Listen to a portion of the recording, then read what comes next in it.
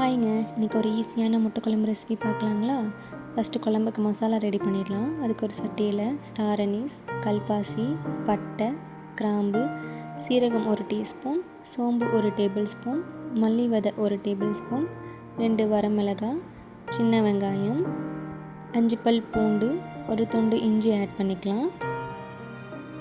இது கூடவே 1 டீஸ்பூன் கசகசா ஆட் பண்ணிக்கலாம்.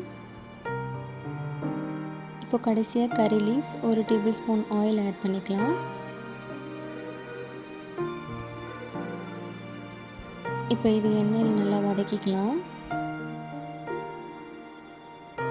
நல்லா வதங்கிருச்சு. இது கூட ஒரு மீடியம் சைஸ் தக்காளி ஆட் பண்ணிக்கலாம்.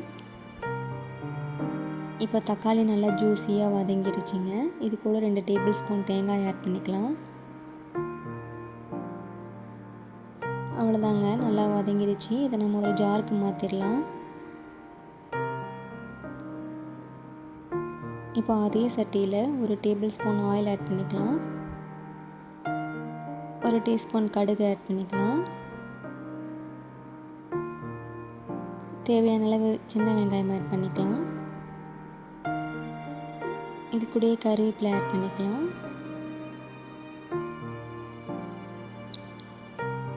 இப்போ 1 table spoon Kashmiri chilli powder, 1 teaspoon மஞ்சத்தூள்,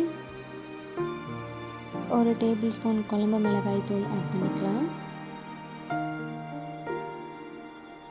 இப்போ நமக்கு தேவையான அளவு உப்பு ஆட் பண்ணிக்கலாம்.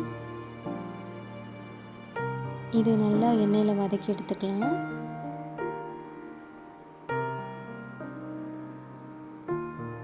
இப்போ நம்ம மசாலா அரைச்சி வச்சுருந்தோம் இல்லைங்களா, அதை ஆட் பண்ணிக்கலாம்.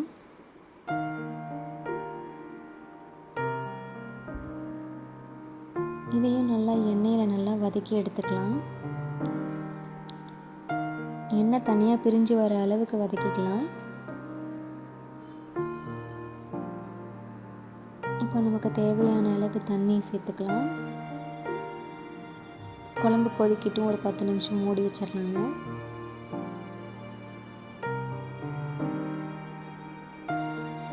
குழம்பு கொதிச்சிருச்சு. இது கூட முட்டை ஆட் பண்ணிக்கலாம்.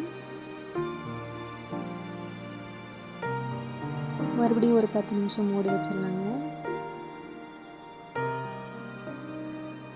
அவ்வளோதாங்க, முட்டை வெந்துருச்சு. இதுக்கு மேலே கொஞ்சமாக கொத்தமல்லி தழை ஆட் பண்ணிடலாம். அவ்வளோதாங்க, ஈஸியான முட்டை குழம்பு recipe ready.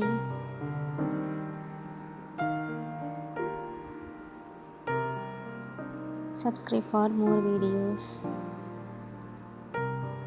Thank you for watching. Bye.